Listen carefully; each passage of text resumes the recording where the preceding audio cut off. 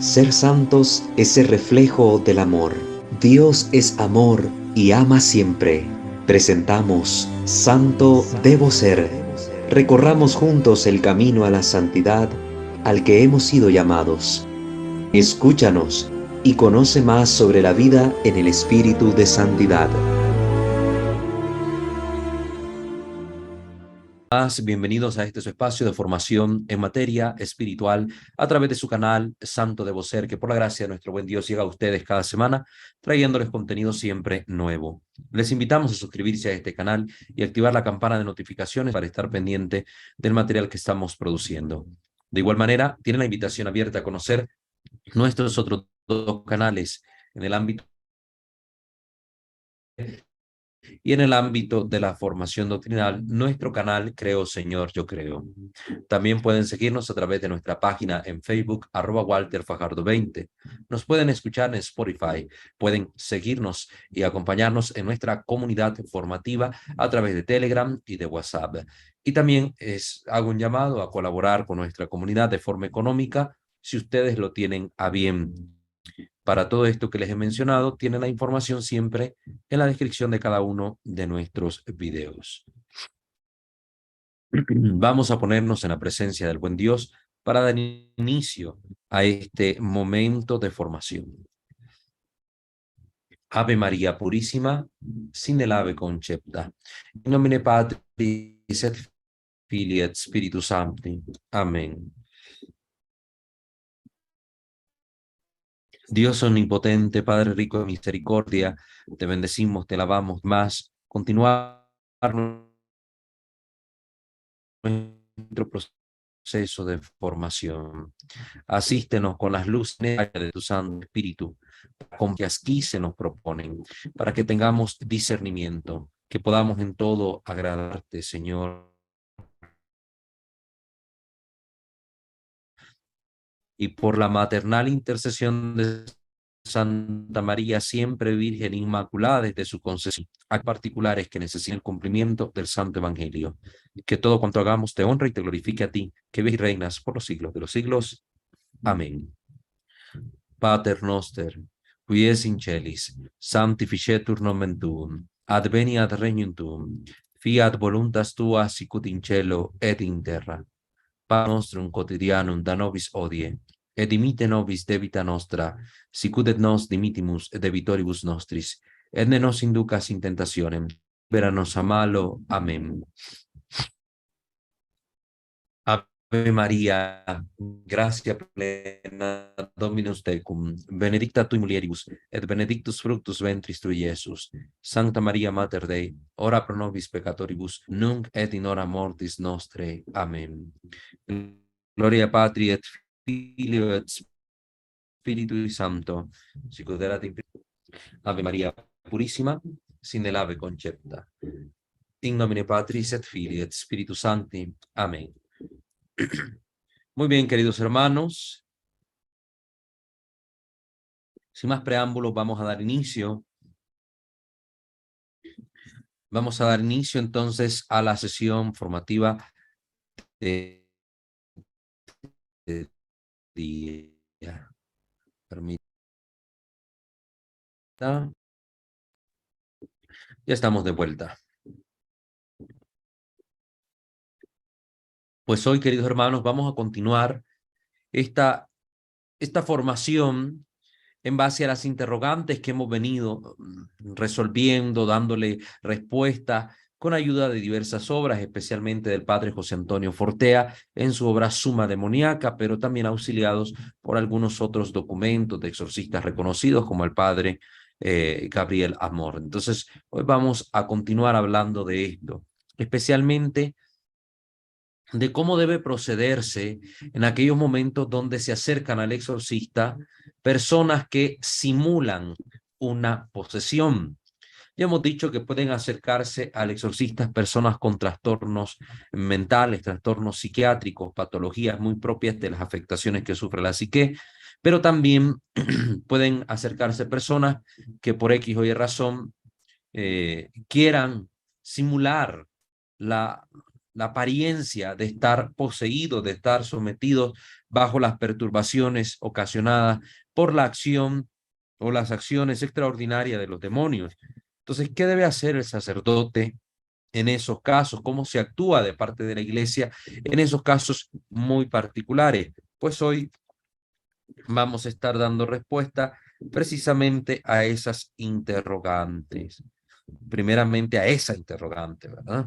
No es la única que la que vamos a responder el día de hoy, pero sí es bueno pues que hablemos de ello. Tres son las clases de personas que se dirigen al exorcista en orden al ministerio que éste ejerce. En primer lugar, encontramos a las personas que piensan ser víctimas de ataques extraordinarios del demonio o que desean comprobar si lo que a ellas les sucede es atribuible directamente al diablo, pero que no obstante no están ni vejadas, ni obsesionadas, y mucho menos poseídas. Y este tipo de personas son la mayor parte. Entonces, personas que se acercan buscando el discernimiento del exorcista, se acercan queriendo comprobar si este mal que les atormenta es de orden natural o tiene otro origen. Está ese primer tipo de persona.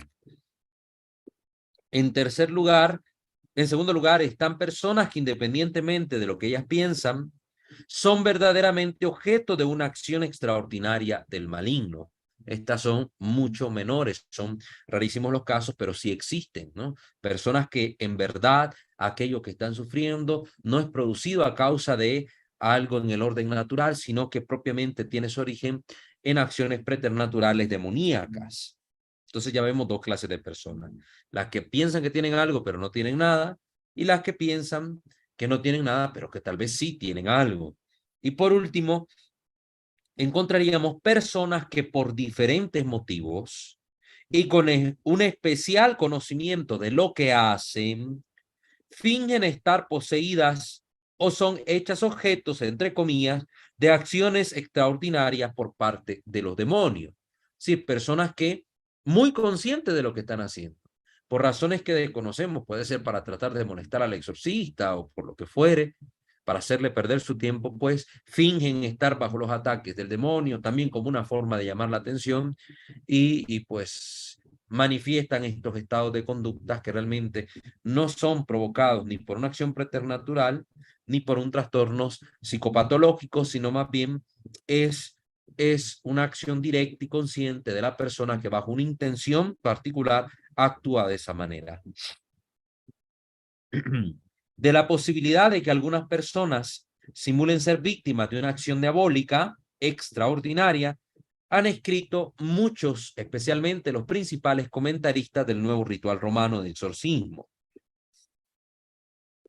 Catalani, por ejemplo, afirma, este escritor, que San Felipe Neri, cuya virtud se manifestó mucho en poner en fuga a los espíritus inmundos, solía decir que en esta materia no se debe creer fácilmente, pues algunos efectos insólitos provienen a menudo no del demonio, sino de enfermedades melancólicas, debilidad en la cabeza o de otras cosas parecidas. Además, en las mujeres, por la vehemente impresión de las imágenes de la fantasía y de representaciones imaginarias, y por otros malestares del alma y del cuerpo, y no raramente también por malicia, fingen, por varias causas, estar obsesionadas por el demonio, principalmente en las mujeres. Las mujeres, pues hemos visto en la psicología femenina que tienden más a veces a esta parte dramática, tienen una mejor imaginación que los varones, tienen pues toda esta manera de pensar muy distinta del varón que le hace ser más fácil en caer en este tipo de cosas.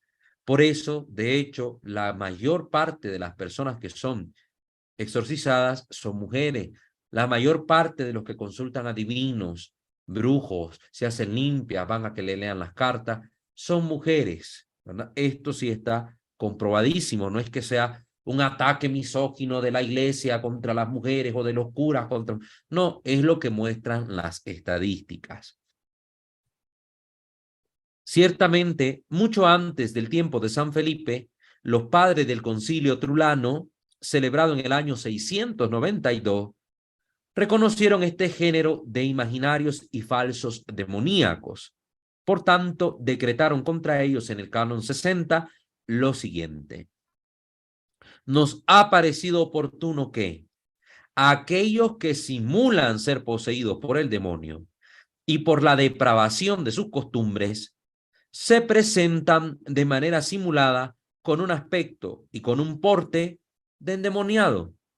Sean plenamente castigados las personas que se presentan así, y es necesario que sean sometidos a este tipo de aflicciones y trabajos a los que aquellos que son verdaderos poseídos por el demonio son justamente sometidos para ser liberados de la operación del demonio.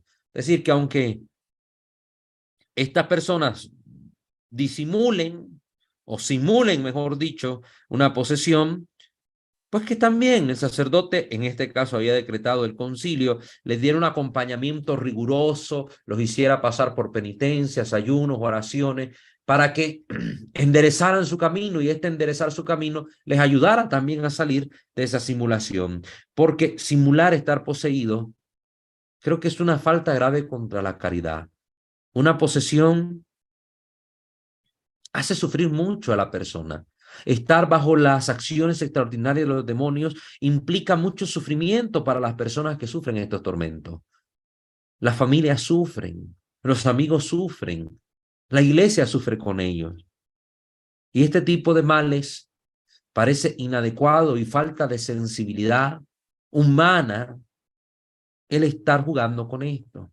Es como que yo me pusiera a estar jugando y a fingir que tengo cáncer, me cortara el cabello, me tirara a una cama, estuviera simulando dolores, y al final todo fuera una mentira. ¿Cuánto sufrimiento atraería hacia mis familiares? A mí mismo estoy burlándome de personas que están en esa condición física. Qué terrible. La iglesia veía bien que se les sometiera a estas personas a un castigo por estar jugando con esto. Yo creo que a veces hay gente que me he dado cuenta de casos. Un amigo en particular simuló, no sé, con el afán de hacer sentir mal a su novia, simuló que se accidentó y andaba se fue a comprar vendas a la farmacia, se fue a vendar, se fue a tirar a una cama ahí, a hacerse el golpeado y todo. Y era mentira. Y al poco tiempo, como una lección de nuestro Padre Dios para hacer que la persona cambiara de mentalidad, esta persona tuvo un accidente y tuvo que andar vendado. Y yo le decía, ¿te acuerdas que estabas jugando con esto? Con cosas así no se juega, porque son estados delicados de sufrimientos a las personas que le hacen sentir muy mal, que le hace pasar situaciones adversas muy complicadas. Entonces, a veces Dios también nos permite pasar estas cosas que simulamos con el hecho de que aprendamos una lección. Recuerden que los castigos de Dios, según la Escritura, tienen un sentido paternal, terapéutico, un sentido pedagógico, un sentido que nos ayuda a entender las cosas mejor también, ¿verdad? Llamarnos a un cambio de actitud. El nuevo ritual de exorcismo, como lo hacía el antiguo ritual, omite hablar de la posibilidad de que al exorcista se le presenten personas que simulan ser víctimas de una acción diabólica extraordinaria. Seguramente a algún exorcista le puede suceder de no encontrarse jamás con este género de casos. Sin embargo, no se puede dejar de decir unas palabras sobre estas situaciones en particular. Las causas por las que una persona llega a simular ser víctima de una acción diabólica extraordinaria pueden ser diferentes. En algunos casos pueden deberse a influencias del ambiente junto a una fragilidad psicológica. Influencia del ambiente junto a una fragilidad psicológica. Gente que esté expuesto a este tipo de temáticas, que le guste ver este tipo de películas, hablar de estos temas, son influenciables a tener este tipo de conducta, y que de repente también tengan una fragilidad psicológica debido a una situación particular de vida, un estado emocional X, le puede llevar a simular el estar poseído, porque en las películas se ve que el poseso, pues la familia le presta atención, los amigos le prestan atención, la iglesia le presta atención, y aunque son situaciones muy difíciles las que vive, pero hay un círculo de atención alrededor de esta persona que le hace sentir hasta cierto punto tomada en cuenta, considerada. Y hay gente que puede, influenciada por el ambiente y debido a esta fragilidad psicológica, tratar de buscar esta atención por medio del fingimiento de una posesión. Otro caso que puede llevar a alguien a simular ser víctima de una acción diabólica puede verse una patología psiquiátrica, una enfermedad de este tipo, ¿verdad? Que no necesariamente es porque sea un esquizofrénico que esté oyendo voces y que realmente pide ayuda, sino a alguien que tal vez, no sé, tenga algún tipo de mal, de afección, donde desde su mente esta inestabilidad le haga hacerse sentir endemoniado para llamar la atención o por alguna otra razón. Hay gente que por estados de la mente de repente finge ser Napoleón Bonaparte, finge ser rey, finge ser una persona que no es. Entonces tiene una estabilidad mental, entonces por esta enfermedad que padece puede que también simule una posesión. Un tercer caso podría deberse a la evasión de situaciones existenciales particularmente difíciles o medio considerado adecuado para resolverlas. Es decir, como la persona poseída se ve que es sumamente atendida, entonces estas personas dicen, bueno, si finjo que es el demonio el que me está atacando, tal vez me preste atención. El padre, tal vez lo voy a buscar para decirle que tengo un problema y no me presta atención. Tal vez si le digo que me está atacando el diablo, entonces me puede prestar más atención, y por ello pues mejor le digo que estoy poseído, que estoy sintiendo cosas raras y todo esto para que me voltee a ver y me ayude. Puede ser una manera. Otra cuarta razón podría ser la voluntad de dañar a un exorcista en particular. Hay personas que pueden fingir estar poseídas para acercarse a XY sacerdote, ¿verdad? Y querer en los momentos, entre comillas, de manifestación demoníaca, atacar al sacerdote, írsele encima, golpearlo, escupirlo, decir cosas sobre el sacerdote que traten de dañar su reputación, su fama, su moral. Entonces, esto puede darse, queridos hermanos, puede darse. Y esto es una mala intención. Aquí la persona comete un pecado grave, un pecado mortal, diría yo, porque tiene pleno conocimiento de lo que está haciendo. Es un mal que puede atentar contra la vida de un sacerdote, que puede además quitarle la oportunidad a una persona realmente necesitada del auxilio de la iglesia, del auxilio divino, del auxilio del sacerdote, pues el tiempo de ser atendida, porque se está invirtiendo tiempo en esta persona que simula, está jugando con las cosas de Dios. Entonces, creo que aquí habría un acto que puede llevar a considerarlo pecado mortal. Y también una quinta razón podría ser la voluntad de desacreditar el ministerio exorcístico en general. Pues porque si yo voy y no estoy poseído y voy a supuestamente a simular la posesión y el sacerdote hace todo lo que el ritual indica y de repente la persona no mejora, no cambia, está todo igual, pues esto puede llevar al descrédito del ministerio, porque puede decir, no, que los sacerdotes no tienen poder, no hay fuerza en la oración de la iglesia, el demonio es más poderoso, etcétera, etcétera. Entonces pueden hacerlo también con la intención de desacreditar el ministerio del exorcismo. Estas pueden ser las razones por las que alguien puede estar simulando una posesión. En los casos de simulación, a menudo lo que se simula es la aversión a lo sagrado. Esto es lo que particularmente simulan, ¿verdad? Que se le van al cura, que tiran las imágenes, que no quieren entrar a una iglesia, que dicen vascosidades contra Dios, blasfeman contra Dios, los santos, la Virgen. Es como que lo más peculiar que pueden manifestar, aunque también pueden, pues los gritos, la agresividad, esto lo pueden simular. Debe recordar el exorcista que si la aversión a lo sagrado es un signo particularmente indicativo de la posesión diabólica, este signo de por sí, el signo solo, no alcanza para tener la certeza moral de que alguien está poseído.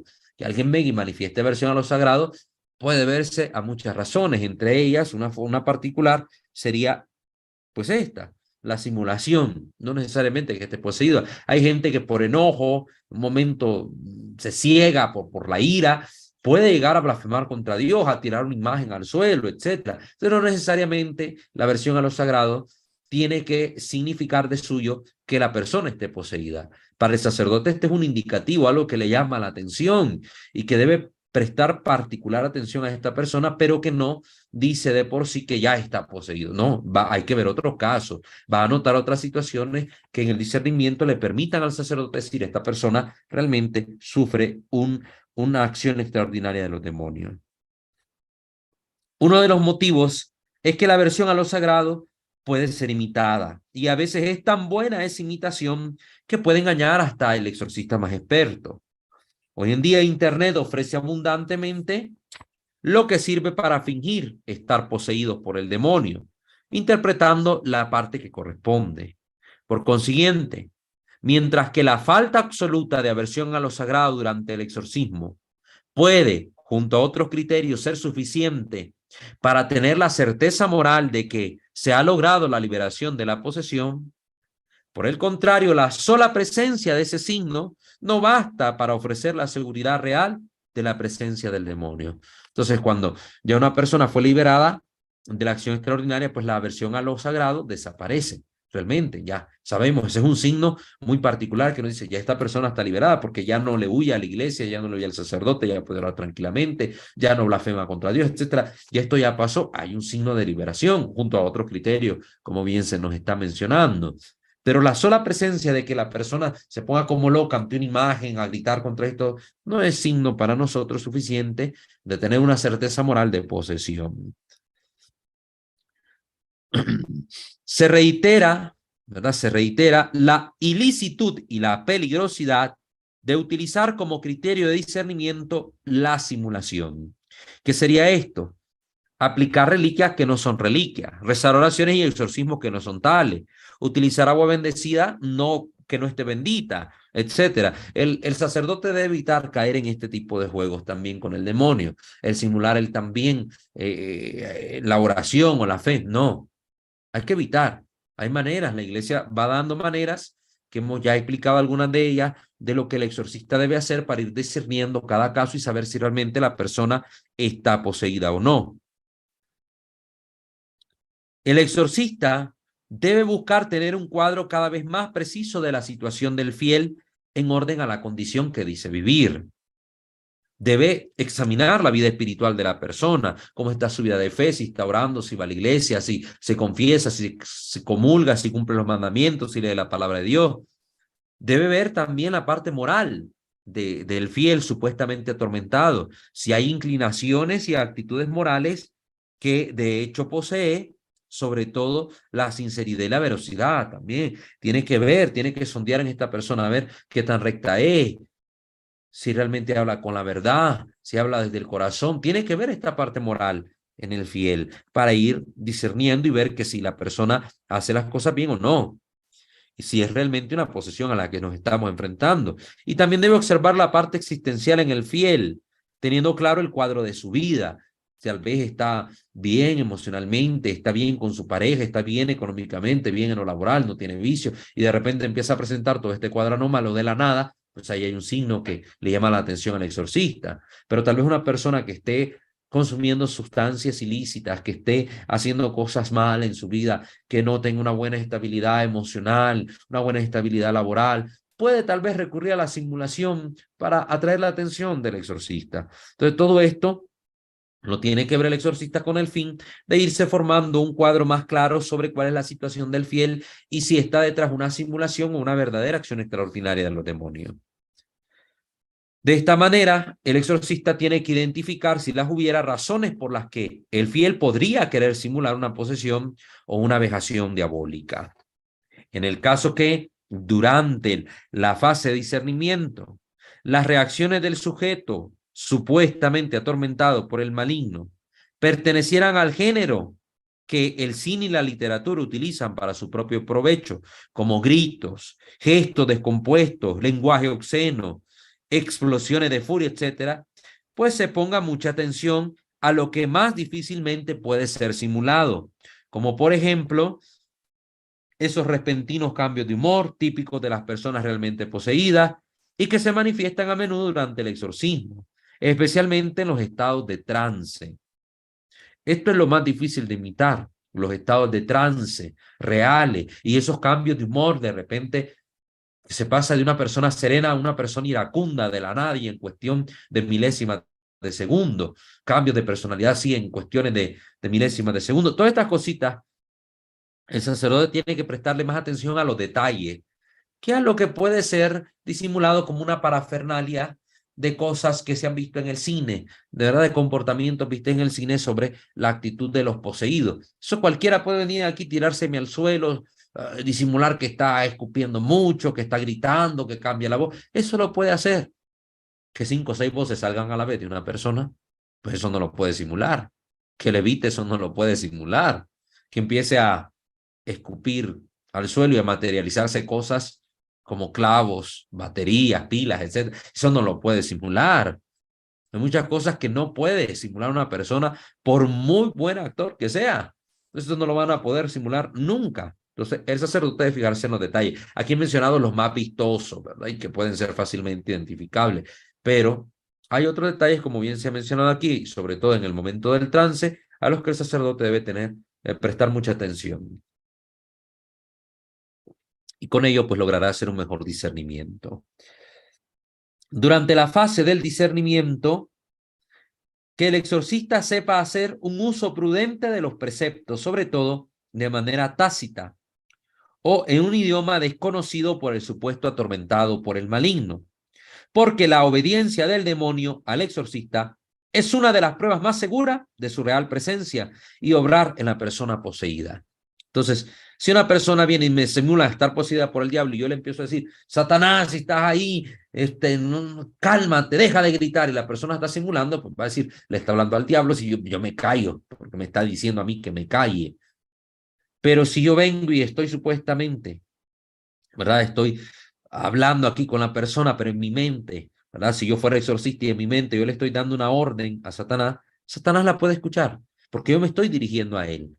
Yo me estoy dirigiendo a él, me puede escuchar, y si el diablo está haciendo algo aquí, yo le estoy ordenando algo, se va a detener, porque se lo he ordenado, aunque esté en mi mente. Esta capacidad no la tiene una persona que esté simulando, no puede leer la mente, no puede escuchar, no hay una telepatía, no hay esta comunicación. El demonio tampoco puede leer la mente como tal, pero sí que es capaz de captar las especies inteligibles que yo le comunico, las ideas. Cuando yo me comunico mentalmente con el demonio, sí que me va a escuchar.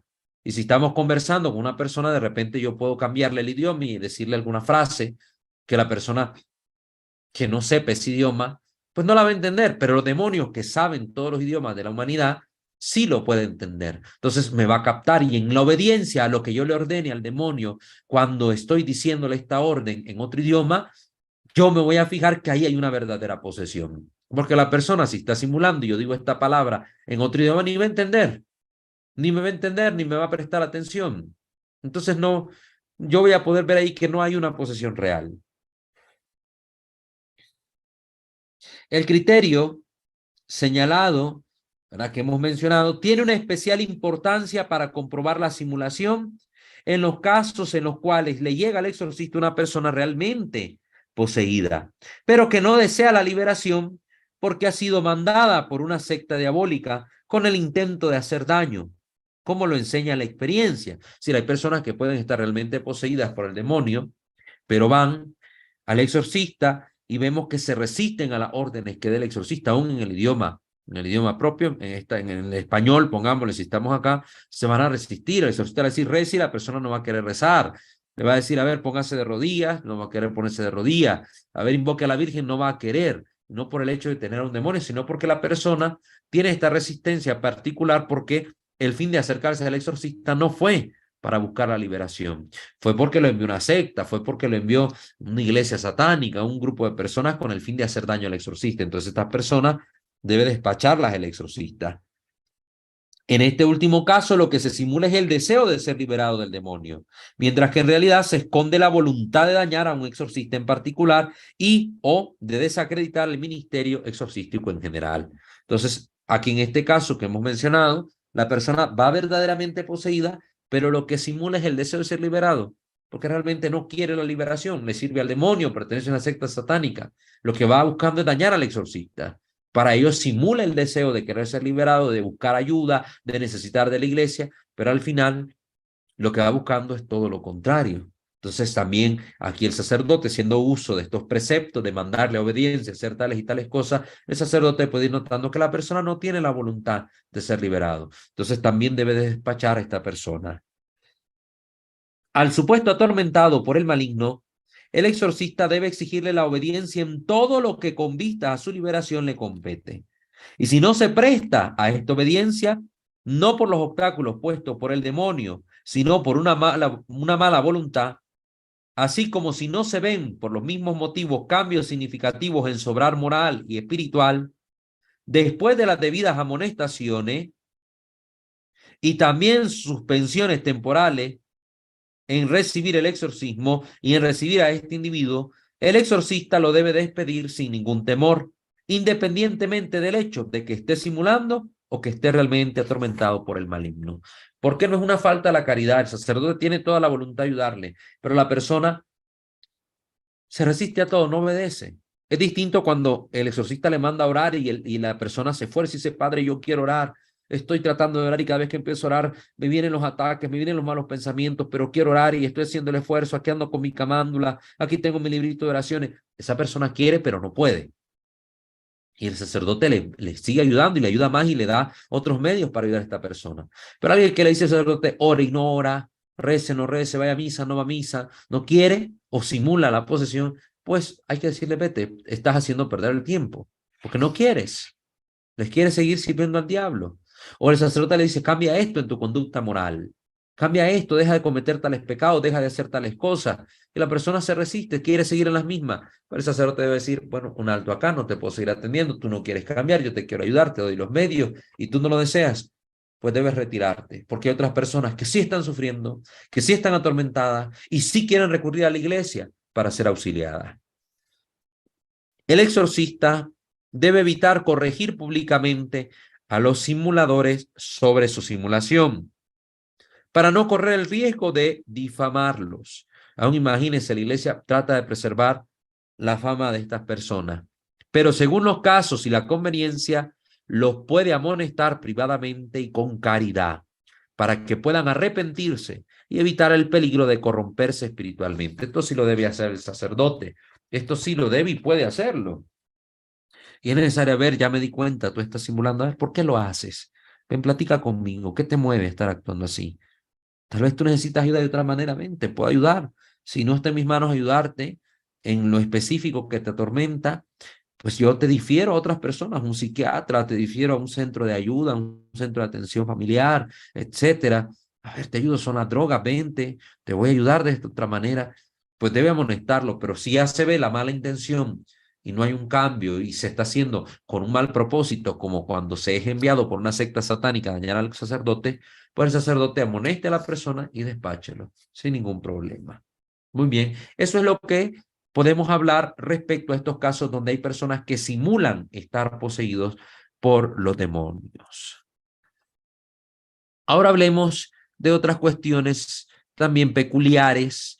Ya hablamos pues de todo esto sobre la posesión. Recuerden que la vez pasada explicábamos si se podía o no exorcizar a un católico, si puede volver a quedar poseído una persona que ya fue liberada. Estamos hablando entonces en continuidad con estos temas sobre la posesión. Pero respecto a estas acciones extraordinarias del demonio, recuerdan ustedes que tocamos algunos temas sobre la infestación demoníaca, ¿sí? Cuando los demonios actúan en una casa, en un espacio en particular, o actúan en los animales, ¿verdad? Ejercen su fuerza extraordinaria. Aquí también surgen algunas curiosidades y es bueno responder a este. Esta es la sección de las curiosidades. Aunque ya tocamos el tema, pues ahorita estamos respondiendo a estas interrogantes. Primero interrogante que la gente a veces repite, aunque ya explicamos en el tema de la infestación que sí se puede, pero siempre hay gente que dice, ¿pero realmente se puede? ¿Sí se puede? ¿Pueden ser infestados los animales? Primera pregunta. ¿Pueden ser infestados los animales? El padre Fortea nos va a responder en la suma demoníaca lo siguiente. Vamos a leerlo para que miremos qué nos dice aquí este sacerdote experto sobre este tema.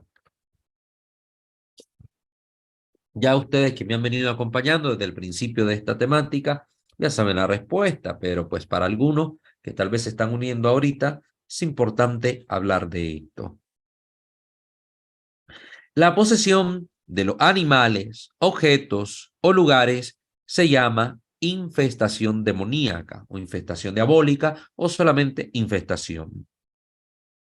La posesión de lugares es un fenómeno común, pero la de animales es extrañísima. Prácticamente es difícil que ocurran. Si ocurriera, sacrificando al animal, saldría el demonio y no pasaría nada más. Es decir, el demonio, al abandonar al animal porque ha muerto, pues ya no posee ni perjudica a nadie más. Me han sido referidos muy pocos casos de infestación de animales. En un caso de infestación de una casa, fue un sacerdote a realizar el exorcismo del lugar. Desde ese día la casa quedó liberada, pero el perro, un perro bastante voluminoso, comenzó a tener el siguiente comportamiento extraño, la conducta anómala. Cada vez que abrían la puerta de la verja, se iba corriendo hacia la carretera como loco, a una carretera muy transitada, y se tumbaba en medio del asfalto. Pocas veces tuvieron que sacarlo de ahí, ya que pronto murió arrollado por un coche. Entonces empezó a mostrar esta conducta anómala, esta conducta, y pues el animalito, una vez muerto, muerto el perro, se acaba la rabia, dice el dicho. Pues ya esta conducta extraña y las cosas extrañas que sucedían en torno a él, a causa de la infestación demoníaca, pues cesaron. La infestación de la casa puede ocurrir cuando en esa casa se ha practicado de forma continuada espiritismo, ritos satánicos, santería o cualquier otra forma de esoterismo, la que incluye la práctica de la superstición y la tenencia de amuletos y cosas indebidas, que yo he hablado mucho de este tema. Ya hablamos aquí también 3 sesiones dedicamos a hablar sobre la superstición. Para que se den cuenta, católicos, siempre el llamado: retiren de su casa todo objeto que no sea católico, retiren de sus vehículos todo objeto que no sea católico, que sea algo de moda, algo de espiritismo, de esoterismo, todo lo que tenga que ver con suerte, quítenlo de sus vehículos. Hay gente que le está rezando a Dios y anda colgado una camándula en el espejo de su coche, en el espejo retrovisor, y al lado una pata de conejo. Anda colgada una medalla de la Virgen y al lado una Santa Muerte. Anda una crucecita y al lado una pirámide energética. Anda la cruz, ahí colgado un crucifijo y al lado una piedra, una amatista, una piedra energética, uno no sé, lo que sea. Un cuarzo, ahí anda guindado. Qué incongruencia. Todo eso atrae la acción extraordinaria de los demonios a la vida de la familia y de la persona en particular. La infestación de un objeto solo ocurre si ese objeto se ha usado en un rito de maleficio o hechizo. Que un determinado objeto está infestado lo sabemos porque ese objeto provoca fenómenos demoníacos ahí donde está. Es decir, ahí donde esté ese objeto se mueven cosas, hay ruidos inexplicables, olores desagradables, etc. Lo que hay que hacer es quemar, destruir el objeto en cuestión. Como ya hemos indicado en otra sesión, pues destruirlo de la manera correcta, evitar tocarlo con las manos, estar orando mientras se destruye, rociarlo con agua bendita, tirar los desperdicios lejos del hogar, no por la cañería de la casa. Eso lo traigo a colación. Pues eso nos dice el padre Fortea respecto a esto. También sobre el exorcismos en las casas, en caso de infestación del hogar, nos va a decir algunas palabras el padre Gabriel Amor en su obra Narraciones de un exorcista. Yo estoy ocupando la versión de la Editorial San Pablo. Ojalá algún día nos patrocine Editorial San Pablo con libros para poderlos rifar entre ustedes, queridos hermanos de esta comunidad, pero a la vez nos proporcione material de estudio. A mí me encanta seguir estudiando y seguir ayudando a la gente. Bueno, reitero lo particular de esto. Los exorcismos a las casas. Nos cuenta lo siguiente aquí el padre Gabriele Amos. Vamos a ver. En la Biblia no encontramos ningún ejemplo de esto en particular, pero la experiencia nos muestra, en ciertos casos, la necesidad y los frutos de hacer exorcismos a las casas. Tampoco el ritual contempla esa forma de exorcismo como tal, el antiguo ritual. Es verdad que al final del exorcismo del Papa León XIII se habla de bendecir el lugar en que se debe hacer tal oración, pero todo el contenido se orienta a invocar la protección de Dios sobre la Iglesia contra los espíritus malignos, sin hacer ninguna referencia a los lugares en específico. También digo de una vez que nunca he encontrado lugares invadidos por espíritus en la forma en que aparecen descritos en algunas novelas o películas, especialmente en relación a antiguos castillos deshabitados, donde empiezan a suceder de todo tipo de cosas raras. En estos casos es evidente el afán de dar el espectáculo, de presentar escenas llamativas, pero sin ninguna base en estudios serios, dice el padre Gabriel. En cambio, la realidad nos presenta casos frecuentes de ruidos, a veces como crujidos, otras veces como golpes. A menudo se tiene la sensación de una presencia, de ser mirados o tocados o asediados. Es evidente que en estos casos puede haber mucho de sugestión, ese miedo que le da el cuerpo, que les da cuerpo a la sombra, ¿verdad? De repente, alguien, no sé, se vio una película de terror, se queda solo en la casa y de repente todo le da miedo. Apaga las luces y la sombra de los objetos ya le parece que son alguien que está ahí de pie, algunos monstruos, alguna cosa por el estilo. Y ya de repente está oyendo ruidos raros en todos lados a cada momento. No. Recuerden una regla que le hemos dado, descartar primero toda causa natural que esté provocando alguna situación en específico en un lugar. Puede estar crujiendo la casa porque, no sé, está una tormenta muy fuerte, hay mucho viento afuera y está truene y truene en la casa. Es una casa muy antigua, la madera está tronando, el techo si es metálico, pues también cruje de repente porque en el día está dilatado por el calor del sol y en la noche empieza otra vez a compactarse por el frío de la noche, esto causa ruidos. Todas estas cositas hay que verlas y las personas a veces se sugestionan y ven cosas donde no las hay. Pero existen también otros casos más complejos. Puertas que se abren y se cierran a una misma hora, siempre a la misma hora y sin que nadie las toque. Pasos que se oyen en los corredores de forma clarísima.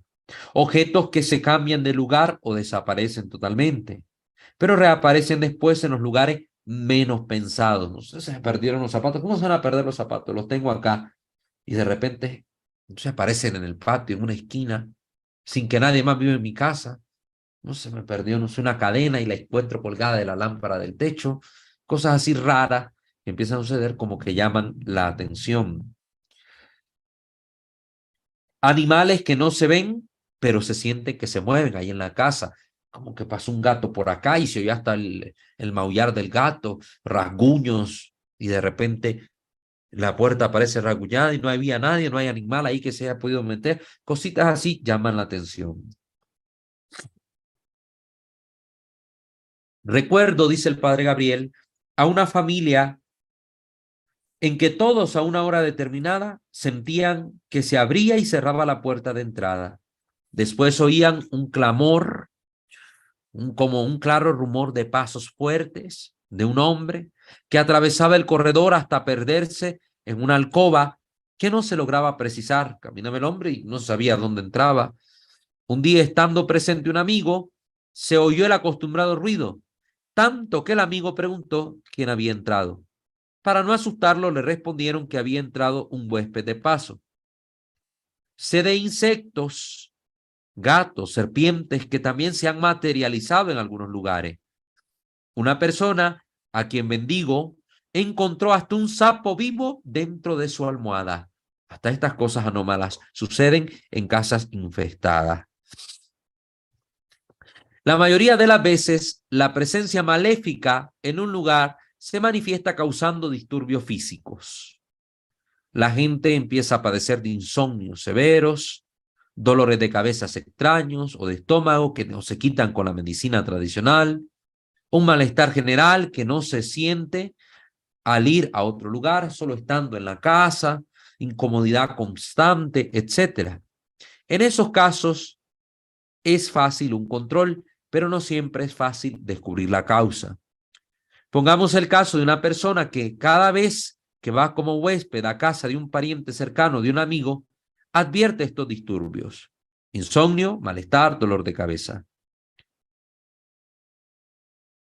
que pueden durar incluso hasta varios días, pero no se sienten esos malestares cuando va a otro sitio. En este caso, el control es fácil, dejar de ir a esos lugares, pero la causa puede ser muy variada. Puede tratarse de la pura sugestión de la persona que se siente incómoda cuando va a esos lugares, cuando hay algún motivo que haga suponer estas situaciones. Por ejemplo, si una nueva nuera va a casa de la suegra que se oponía al matrimonio o que mantenía un amor posesivo hacia su hijo, pues la persona puede sentir: me siento mal estando en esta casa, pienso que mi suegra me puede hacer algo, me está haciendo algo, etcétera, etcétera. Esto también sugestiona a la persona y hace que en la casa de la suegra se sienta de esta manera, mal. ¿Entienden? Entonces hay cosas que pueden causar también esta sugestión. Pero también pueden existir verdaderas causas maléficas. Digamos de paso que es interesante el comportamiento de los animales domésticos frente a estos fenómenos. A menudo sucede que cuando se tiene la impresión de la presencia de una persona en la propia habitación, el gato o el perro del hogar tienen fija la mirada hacia cierto punto. Ahí donde estamos sintiendo que nos ven, de repente el perro o el gato se queda con la vista fija hacia ese punto. A veces suceden que incluso huyen corriendo, les da miedo al animal y se empiezan a llorar, a hacer sonidos y se van de la habitación, aterrorizados, como si tal ser misterioso se acercara a ellos y tratase de tocarlos. Podría contar muchos hechos interesantes para quien quisiera hacer un estudio a propósito.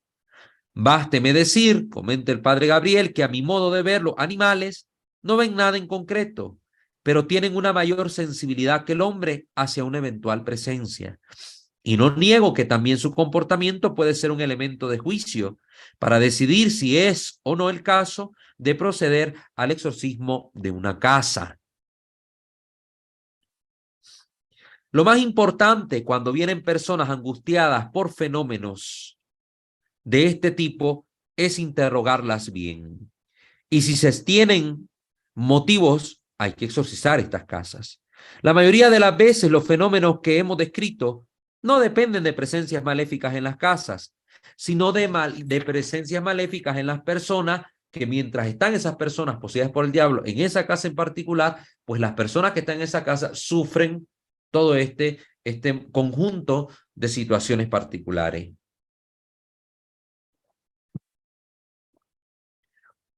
En muchos casos me ha sucedido que no he obtenido ningún éxito con el exorcismo de la casa. En cambio, después, al proceder al exorcismo de la persona o personas en general que están ahí, siempre disminuían los efectos en la casa hasta desaparecer del todo. Entonces aquí la situación que se daba en el hogar estaba ligada a la situación de acción extraordinaria que estaba sufriendo una persona de parte de los demonios. ¿Cómo se procede al exorcismo de las casas? Aquí también, desde su experiencia, el padre nos va a comentar algunas cositas. El maestro del padre Gabriel, que era el padre Cándido, utilizaba este método, al igual que el padre Gabriel. El ritual contiene una decena de oraciones en que se pide al Señor que proteja los lugares de las presencias maléficas. Se encuentran en las bendiciones de las casas, a las escuelas, a otros lugares. Por tanto, recitamos algunas. Después leemos la primera parte del primer exorcismo sobre las personas, adaptando las palabras a la casa y no a la persona. Enseguida bendecimos cada habitación como se hace en la bendición de las casas.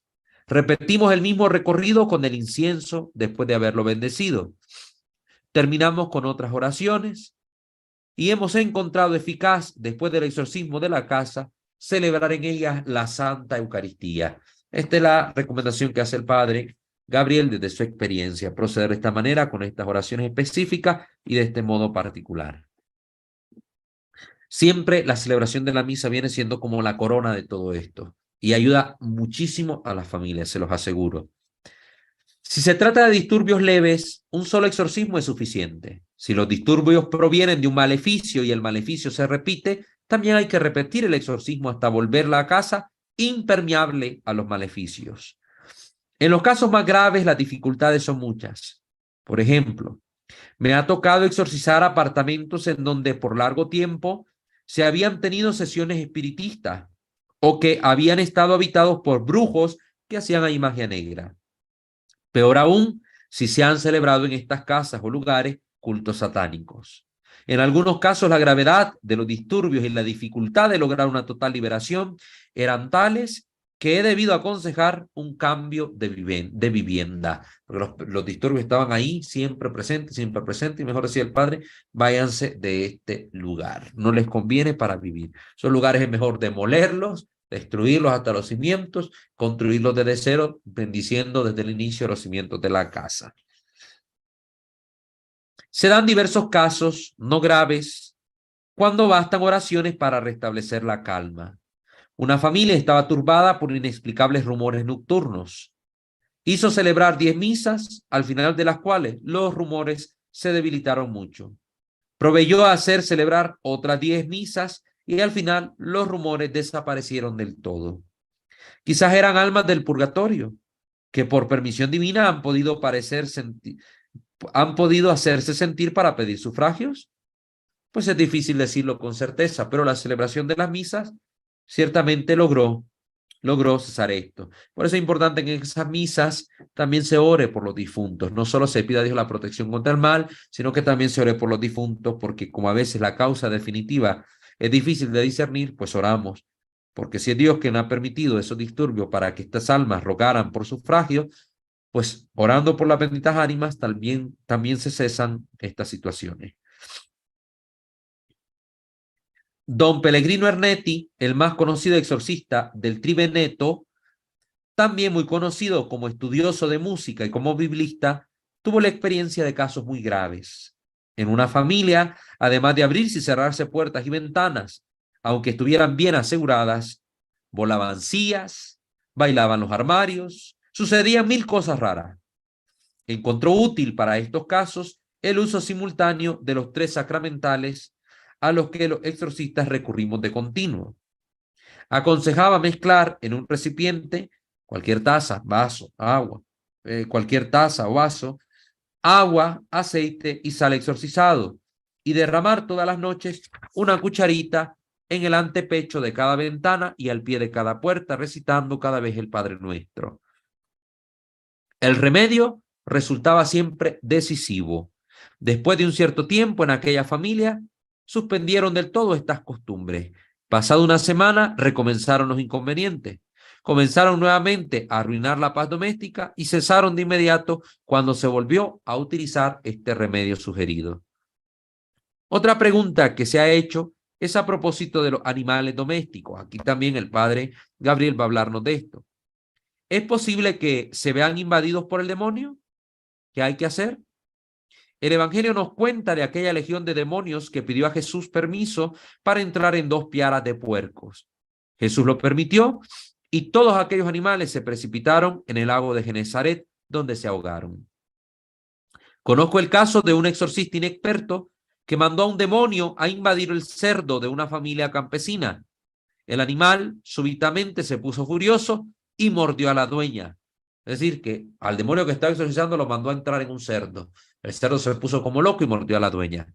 Es inútil decir que lo mataron inmediatamente. Se trata pues de casos esporádicos que han conducido a la inmediata muerte del animal. Me comentaron de un mago que hacía uso de un gato para llevar a su destino objetos maleficiados.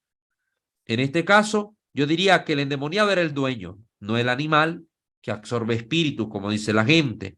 Y a veces los espíritus maléficos se hacen visibles bajo la forma de un gato. Esto sí suele suceder. Para ciertos magos y cierto tipo de magia, es fundamental servirse de un gato. Pero este simpático animal no tiene aquí ninguna culpa. Afirmamos precisamente que como posibilidad también puede darse la infestación de animales y es lícito, es decir, se puede proceder a las bendiciones sobre ellos para obtener su liberación. También decimos que en todos los casos de infestación, como lugares, objetos, animales, como por lo demás, Para los otros casos, el exorcista debe conocer los fenómenos debidos a causas paranormales. Es un conocimiento necesario para evitar equívocos, aunque en este libro, ¿verdad?, que tiene aquí esta autoría del padre, no tenemos la oportunidad de tratar directamente el asunto, confiesa el padre. Entonces siempre es importante para el exorcista tener conocimiento también de lo que pasa cuando hay una infestación de un objeto, de un animal o de un lugar. Aquí metamos un poquito más de información para cerrar ya la sesión de esta noche, de esta ocasión. Déjenme ver la cantidad de contenido que vamos a tratar para ver si la tocamos ahorita, si no lo dejamos para una próxima sesión. Es poco, vamos a tocarlo. ¿Cuál es el modo en el que hay que proceder en los casos de infestación para complementar esto que estamos hablando y ya cerrar este capítulo?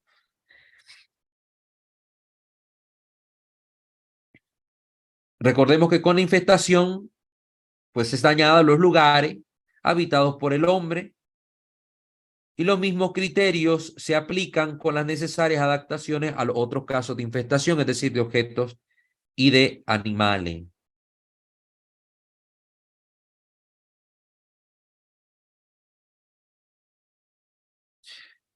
Se nos recuerda que en algunos casos, excluida ya la sugestión, el engaño o cualquier otra causa natural, lo que aparece como infestación de un lugar resulta ser enseguida un efecto indirecto de una acción extraordinaria del maligno contra una o más personas, como ya comentaba el padre Gabriel, que es que realmente hay una persona poseída y los efectos se ven también en el hogar.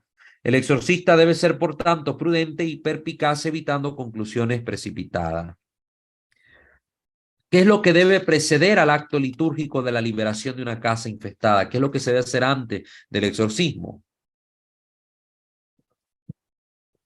El exorcista, antes de acceder al lugar que se presume infestado, busque obtener de los dueños o de los habitantes de la casa informaciones adecuadas referente a lo siguiente: los fenómenos que hacen suponer una infestación, cuáles son y cuántos son, los ruidos, que vuelan las cosas, que desaparecen, que pasa esto, se pudre la comida muy rápido, etc. El tiempo de la supuesta infestación, cuándo empezaron a suceder, cuánto tiempo ha durado, en qué tiempo la molestia acostumbra a ser mayor, en la noche, en el día, en una hora en particular, esos datos también. El lugar específico de la infestación, si los fenómenos se advierten en toda la casa o solo en algún particular ambiente o habitación del lugar. En cuarto lugar, aquello que se piensa sea la probable causa de la infestación, pues hay que preguntárselo también a la gente. ¿Usted qué piensa? ¿Por qué cree que está viviendo esto? Se debe preguntar a los interesados qué cosa conjeturan o imaginan que sea la causa de la molestia y cómo han llegado a tales sugestiones. No es que pienso que mi suegra la vez pasada vino y a partir del día que ella vino y trajo no sé qué cosa, ¿verdad? Un adorno del África, empezaron a suceder estas cosas raras. Hay que oír. Pues ahí están diciendo que cuál creen que es la causa y por qué creen que es la causa. En quinto lugar, ¿quién de hecho sufre la infestación? Si la molestia aflige a todo habitante de la casa o solamente a alguno en particular, y si quien es molestado lo es solamente en la casa o también sufre estas perturbaciones fuera de la casa. Si a un habitante es infligida una molestia mayor que a otro, a uno sí lo tiran hasta de la cama y el otro solo escucha ruido. Si fuera de la casa se oye o se ve cualquier cosa por los vecinos o por los mismos habitantes. Si quien es molestado lo es solamente durante la oración o en otros momentos, cuando duermen, cuando comen o solo cuando se ponen a rezar en la casa sufren estos disturbios. Esto le da datos al exorcista para discernir. En sexto lugar, eventuales remedios ya usados. Preguntar si se ha recurrido a algún recurso para salir de la situación. Y si responden que sí, hay que preguntar que qué remedio ha sido ofrecido, por quién y de qué género. Sí, es que estaba pasando esto y llamamos a un chamán y vino a hacer una limpia y pasó un huevo y unas ramas por aquí, por allá y por toda la casa y lo quebró y salió rojo y después verde y no sé. No, esas cosas pues hay que ver. Tiene que saberlo el sacerdote también para poder ayudarle eficazmente. La experiencia muestra que muchas veces, antes de recurrir al sacerdote exorcista, se pide la intervención de los operadores del oculto, brujos, chamanes, santeros, etcétera, la tía que tienen poderes, dones y no sé cuántas cosas. Ojo, cuidado con eso. Y por último, en el caso en que se trate de manifestaciones de espíritu, informarse si han pedido alguna cosa o qué cosa, ¿verdad? Que si se han manifestado, sí, es que parecía que era mi tío y me decía que orara por él y era el que andaba haciendo ruidos. O mi tío me ha dicho de que deje de ir a la iglesia porque le cae el padre ahí y le cae gordo y entonces para que deje de molestarlos, que no vayan más a misa a esa parroquia. Y ahí hace sospechar. El exorcista, en el modo más oportuno, debe acompañar espiritualmente a aquellos que habitan en la casa, de modo análogo a lo que hace con otros fieles atribulados por el maligno. Igual como acompaña a un poseído, pues a acompañar a esta familia, ayudándoles a comprender que caminar detrás de Cristo es una fuente de paz y de gozo que nos regala el Espíritu, pero al mismo tiempo requiere que estemos con las lámparas encendidas y permanezcamos atentos, porque quienes sienten que no cometen faltas graves contra la ley de Dios pueden descuidarse en una especie de atontamiento o adormecimiento en la vida de fe. Como no encuentran algo grave que reprocharse, no advierten esa tibieza que poco a poco se va apoderando de su vida espiritual y terminan desgastándose y corrompiéndose como cristianos. De este modo, la atención de quienes habitan en aquella casa que se dice infestada es desviada de lo que para ellos es simplemente fuente de fastidio y de aprensión o de miedo hacia aquello que es mucho más importante tener presente. Existe para muchos el riesgo real de acomodarse en la búsqueda de un bienestar fácil y de querer una vida sin molestia, no aceptando la molestia de llevar la cruz, que en cambio es fuente de maduración y de santificación, sobre todo cuando está hecha de cansancios y de padecimientos que se soportan para vivir el mandamiento del amor y el camino de la justicia. Antes de querer la liberación de la casa, sus habitantes deben querer la liberación del peligro de corromperse espiritualmente. En cuanto a la corrupción espiritual, es peor que la caída de un pecador, porque se trata de una ceguera cómoda y autosuficiente, donde todo termina pareciendo lícito. El engaño, la calumnia, el egoísmo, la mentira y tantas formas sutiles de autorreferencialidad, ya que el mismo Satanás se disfraza de ángel de luz. En un relato Jesús nos advirtió acerca de esta tentación engañosa que nos va deslizando hacia la corrupción. Menciona una persona liberada del demonio que, pensando que su vida ya estaba limpia, terminó poseída por 7 espíritus malignos más, porque cayó en esta corrupción espiritual. Recuerden esto, en el Evangelio se nos recuerda. Entonces, ¿qué es lo que están diciéndonos acá? Que hay que evitar esta tentación de solo estar buscando causas en males externos. Me hicieron brujería, me hicieron daño. Hay que ver cómo está la vida de esa familia. Mucha gente quiere que el padre llegue a hacer una bendicioncita en la casa y todo, pero no oran, no se convierten, no dejan la vida de pecado, no van a misa, no comulgan. ¿De qué sirve que el padre llegue a bendecir la casa si ellos son los que tienen al demonio como huésped privilegiado en medio de la vida de esa familia? Hay que dejar a un lado la mala práctica de vida cristiana, el adormecimiento, la tibieza, la frialdad y empezar a ser cristianos de verdad, auténticos, no a media, no de domingo, no una vez a la semana, cristianos todos los días, a las 24 horas del día. El exorcista debe amonestar a los habitantes para que no crean lo que eventuales espíritus hayan dicho, ni presten fe a aquellas personas que aseguran que la infestación es producida por almas del purgatorio o por almas condenadas. Muchos dicen, no, es que son difuntos, hay que orar solo por ellos. No, hay que ver, hay que discernir. Pero hay gente que rapidito dice, no, esa debe ser un alma del purgatorio o es una alma condenada. Dos son fundamentalmente las razones para no prestar fe a estas habladurías. La primera es que cada hombre después de morir recibe en su alma inmortal su retribución eterna en un juicio particular que refiere su vida a Cristo, bien a través de una purificación, bien para entrar inmediatamente en la bienaventuranza del cielo, bien para condenarse inmediatamente para siempre. Esto nos recuerda el Catecismo de la Iglesia Católica en el numeral 1022, 1022, como citan algunos. Ahí se nos dice, cada hombre tiene su juicio particular.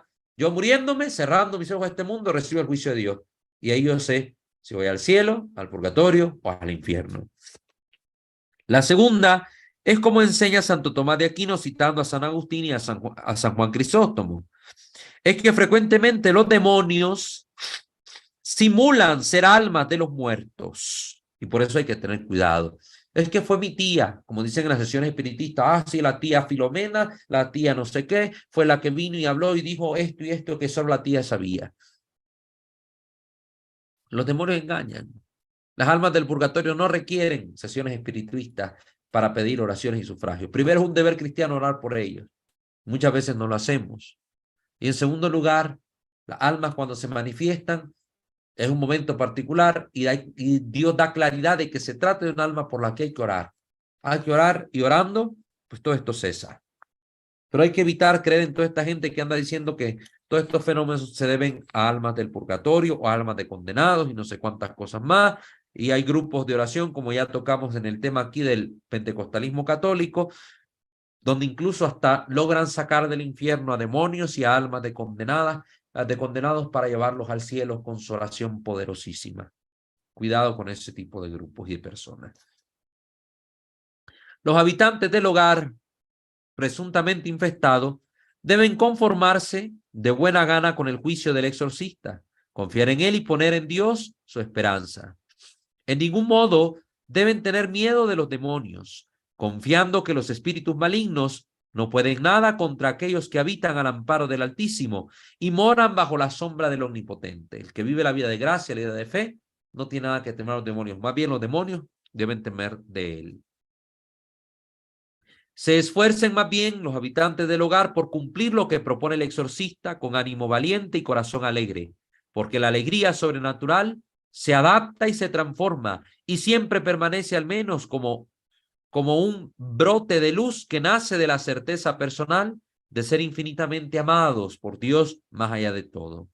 Esa es una seguridad interior, una serenidad esperanzada que brinda una satisfacción espiritual incomprensible para los parámetros mundanos y es mejor modo para poner en fuga al demonio. La alegría, vivir en Cristo, estar seguro en Dios, tener esta esperanza en el Señor, eso pone en fuga a los demonios, que ven que nada pueden para atormentar a los que creen en el Señor. El exorcista, según los casos y con prudencia, explique a los habitantes que el diablo, directamente o por medio del consejo de personas insensatas, frecuentemente mete falsos pensamientos en aquellos que habitan en una casa infestada.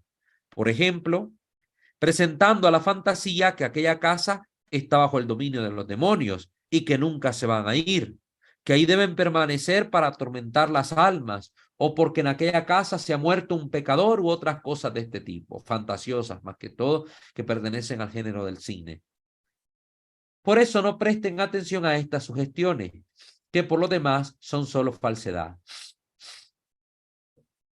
Como la causa principal de toda verdadera molestia diabólica extraordinaria es, en la mayor parte de los casos, el pecado, es necesario también y sobre todo examinar la vida de las personas de la casa infestada, de modo análogo a lo que normalmente se hace con los fieles personalmente atribulados por el maligno.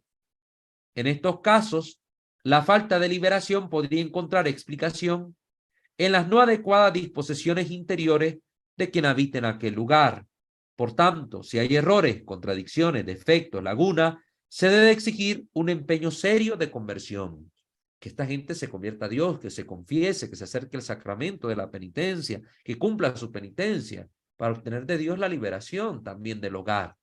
Queremos que Dios libere, pero nosotros no confesarnos. Vivimos en unión libre, vivimos en el pecado de estar en adulterio aquí en la casa. Pero queremos que todo vaya bien. Los hijos en fornicación, ¿no? Y queremos que todo vaya bien. El chisme reina aquí, la mentira reina aquí, la avaricia, el robo reina aquí. No, confesarse y convertirse de todo eso. De lo contrario, no solo en términos de discernimiento, la situación sigue confusa, sino que se corre solo el riesgo de perder el tiempo. De todos modos, hay que tener presente lo siguiente, que la experiencia exorcista revela la posibilidad de situaciones en las cuales se ha de excluir como causa ocasional la culpa de las personas propietarias o de los habitantes de los lugares infestados. En segundo lugar, que hay casos en los cuales no es fácil comprender, al menos al inicio, si se está ante una manifestación diabólica o ante algo que Dios permite para que las almas del purgatorio reciban sufragio. Al inicio no se sabe con certeza. Que hay casos reales, en tercer lugar, de infestación diabólica en los cuales no se llega a obtener la liberación del lugar, como la misma experiencia exorcística enseña. En cuarto lugar, que algunos casos de infestación pueden ser motivados por la santidad de una persona y de su especial lucha personal contra el maligno. En estas circunstancias, además de la ocurrencia de fenómenos de vejación, puede también acaecer que el lugar donde se verifica tal lucha personal sea objeto de una eventual infestación diabólica. Es decir, cuando un alma muy santa quiere entregarse a Dios, pues también en esa casa sufren estos fenómenos, no porque reina el diablo ahí, sino porque la persona está siendo vejada, como el caso del Padre Pío, que era un hombre muy santo, y sin embargo el demonio de Gaby le movía la cama, lo tiraba contra el piso, lo golpeaba, le botaba las cosas de su escritorio, etcétera. Entonces todos esos fenómenos que parecían de una infestación es porque el demonio estaba vejando al Padre Pío. Entonces cuando la persona también tiene una vida de oración muy grande, pues el demonio busca tentarlo, provocarle y hacerle sentir mal, de esta manera perturbando la vida en el hogar.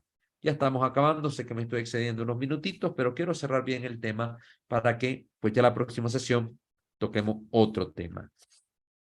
El exorcista no proceda al exorcismo de un lugar que se afirme estar infestado, en primer lugar, sin tener una certeza objetiva de la realidad de los fenómenos y de su preternaturalidad. Hay que ver que realmente estén pasando las cosas que dice la gente que están pasando y que éstas no tengan una causa natural como origen, sino una causa preternatural, es decir, la acción de los demonios.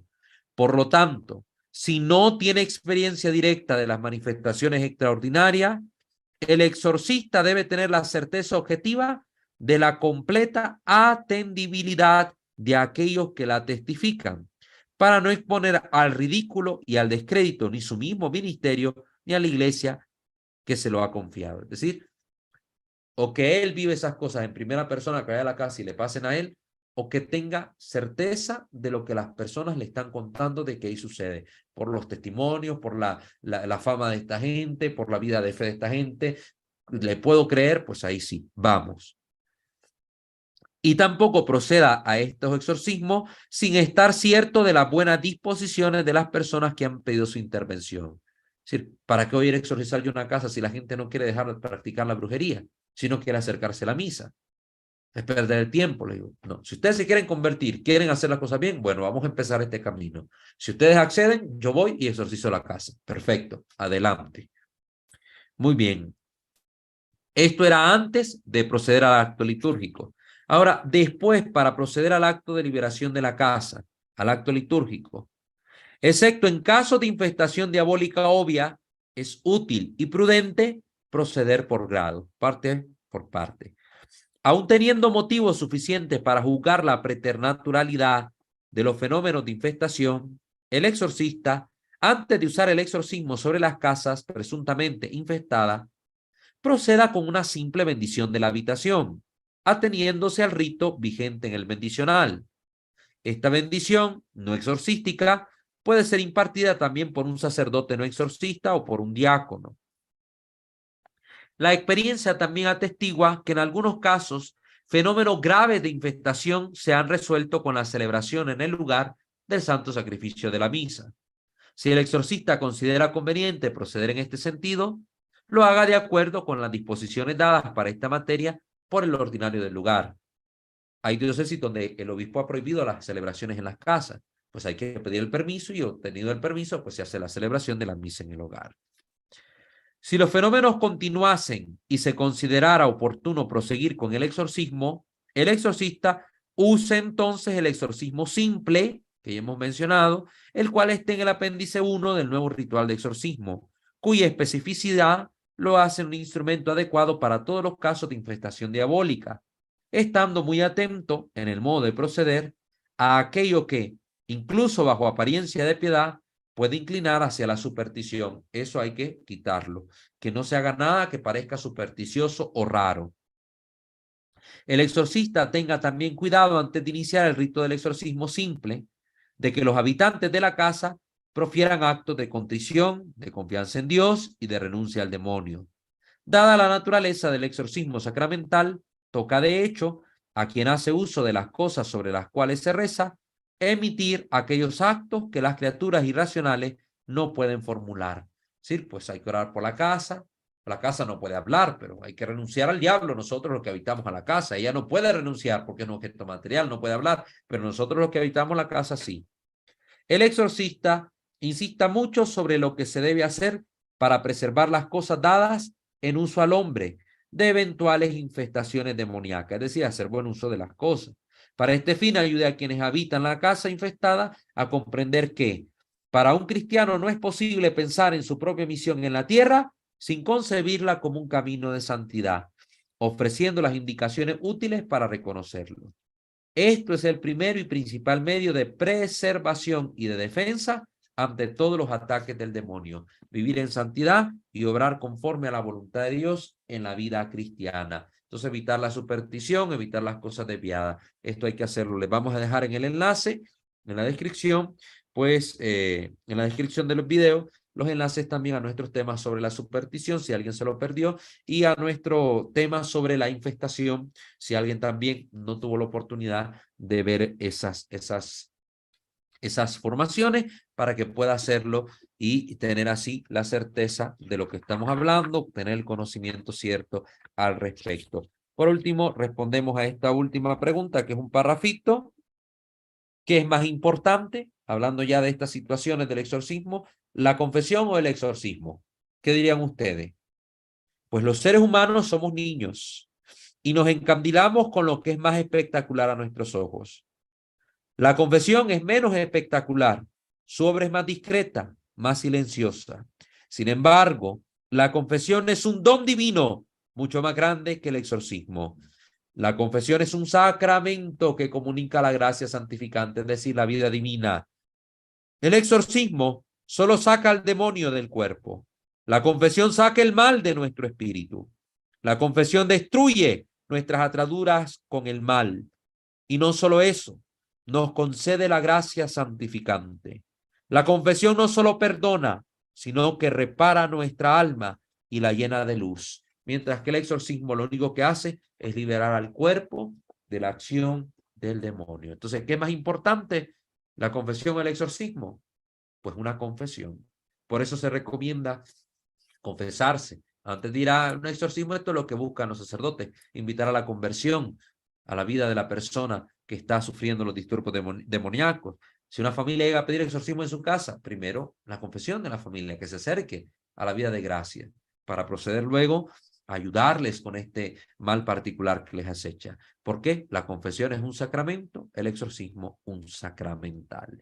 Muy bien, vamos a dejar hasta ahí la sesión de hoy. Este tema nos alargamos un poquito, pero creo que valía la pena para dejar claridad sobre esta temática y así poder pues avanzar en la próxima sesión con otros temas más sobre el caso, sobre el contenido que estamos abordando en esta sección de nuestro canal. Les invitamos a suscribirse a este canal Santo de Vocera, activar la campana de notificaciones, visitar nuestros otros dos canales, Misterio de Fe, Creo Señor Yo Creo, seguirnos a través de Facebook, @WalterFajardo20, escucharnos en Spotify, unirse a nuestra comunidad de Telegram y de WhatsApp, y si lo tienen a bien, colaborar económicamente con nuestra comunidad. Toda la información la van a encontrar siempre en la descripción de cada uno de nuestros videos. Vamos ahora a proceder a la parte de hablar con ustedes, escucharles. Los que están en vivo en YouTube pueden dejarnos en la caja de comentarios sus saludos, sus preguntas, sus dudas o sus comentarios tal cual. Entonces, para los que están así conectados en vivo, pues les escuchamos de esa manera. Les cedo el micrófono a nuestra hermana Naipi para que pueda dar lecturas a sus comentarios en YouTube. Sí, Elizabeth Mendoza, muy buenas y bendecida noche a todos. Dejé de ver este tipo de películas cuando un sacerdote exorcista nos comentó que podrían haberse puertas en las casas con las que no sabemos manejar. Y muy cierto, después de bendecir la casa y sacar todo lo que no debe haber en el hogar, dejaron de escucharse ruidos extraños como de cadenas arrastrándose, canicas que corrían por el piso, etc. Mejor es no darle entrada a estos fetiches y películas por nuestro bien y el de todos los miembros de la familia. Muchísimas gracias, hermana Elizabeth. Muchísimas gracias por su comentario, siempre oportuno. Y realmente, como ya se mencionó, cuando hablamos de los medios por el cual el demonio también puede actuar en la vida de una familia, y mencionamos el internet, las lecturas, la televisión, la música, pues ahí hicimos hincapié en este punto: evitar en las casas darle entrada al maligno. A veces hay mucha gente que tiene fascinación por las películas de terror y les encanta estarla viendo en casa, pero estas películas predisponen para lo malo en cuanto y tanto que sugestionan a las personas, en tanto y cuanto que muchas veces sí recitan en estas películas invocaciones demoníacas reales que se están recitando a todo volumen en nuestra casa. Estamos prácticamente haciendo un llamado al demonio en nuestros hogares, viendo ese tipo de películas donde recitan palabras que no conocemos, hechizos que no conocemos, donde hay mucha violencia con sangre también, que todo ese morbo que atrae a lo mal, que recuerda al homicidio, al asesinato del prójimo, del hermano, a ese primer instigador al mal, a la muerte, como fue Satanás hostigando a Caín a matar a Abel, y a él que ha sido llamado por Jesús como el homicida desde el principio, porque ha matado en nuestra vida, la vida espiritual, la vida de la gracia. Pues evitemos ese tipo de películas que hacen daño al alma, hacen daño al hogar, evitémoslas. Yo muchas veces las he tenido que ver por la cuestión del estudio que debo hacer, analizar estos contenidos, sobre todo por ustedes mismos que están pregunten y pregunten a veces sobre estas películas, y es real, y esto sí pasó, y por qué esto, y qué le pareció esto, qué me dice usted sobre esto. Pues a veces las veo con una mentalidad eh, estudiosa, ¿no? Académica, más que con el morbo de ir a ver que, ay, qué bonita la película. No, no, a mí me causa gracia. Realmente estoy viendo esas películas y yo me río. Yo me río de las tonterías que a veces salen, pero pues las veo con el fin de aclararles a ustedes alguna interrogante. Pero sí muy lícita la recomendación de nuestra hermana Elizabeth, como ella misma lo experimentó en primera persona, cesando de ver estas películas en su hogar, pues todos estos disturbios, estos sonidos, estas cosas raras dejaron de acontecer. Entonces, recomendación sana: eviten llevar al mal a sus hogares, abriéndoles ustedes mismos las puertas de su familia, las puertas de su vida, por estos medios tan utilizados por el mundo. Muchísimas gracias, hermana Elizabeth. Dios le bendiga a usted, su familia, su trabajo y todos sus proyectos. Un abrazo hasta su hogar. ¿Algún otro comentario? María de los Ángeles, buenas noches, hermano Walter. Gracias por la sesión de hoy. Saludos y bendiciones. Que Dios también le bendiga a usted, hermana, que el Señor la guarde, que le proteja, que le conceda la gracia de encontrarse siempre fortalecida en Él, y nos alegramos de que continúe su proceso formativo por medio de este canal. Que Dios le bendiga.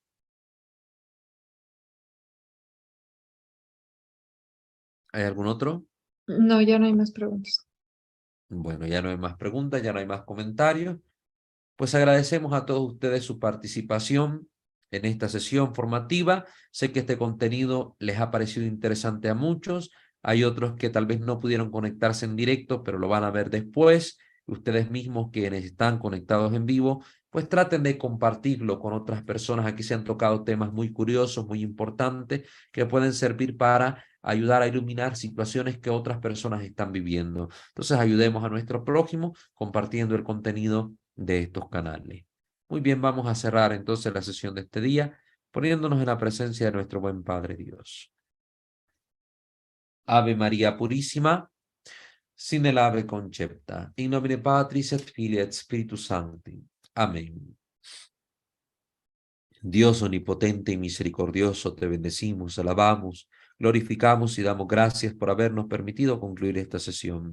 Ponemos en tus benditas manos nuestras familias, nuestra vida, nuestros hogares, que todo esté bajo tu protección, que podamos habitar siempre bajo la sombra del Omnipotente, como dice el Salmo, bajo tus alas, Señor Dios nuestro. Queremos poner en tus manos todos nuestros proyectos, todas las cosas que realizamos, para que en todas ellas te tengamos a ti como su inicio, como su fuente, y en todas ellas tendamos hacia ti como a su único fin, buscando siempre tu honra y gloria. Y que por intercesión de Santa María Virgen, de su esposo San José, patriarca, de los santos y de los ángeles, alcancemos de ti las gracias necesarias para poder vivir bien, de forma auténtica, nuestra fe, la fe que profesamos, el evangelio que creemos. Te lo pedimos a ti, que reinas por los siglos de los siglos. Amén. Sub tuum presidium confugimus Santa Dei Genetrix, nostra deprecationes ne despicias in necessitatibus, sed a periculis cunti liberanos semper, o Virgo gloriosa et benedicta. Amén. Sancte Micael Arcangele, defendenos in prelio, contra nequis insidias diaboli est presidium, impera et Deus supplices te precamur. Tuque prince milicia celesti, Satan aliosco spiritus malignos, qui ad perditionem animarum per vagantur in mundo, divina virtute in infernum detrude. Amén.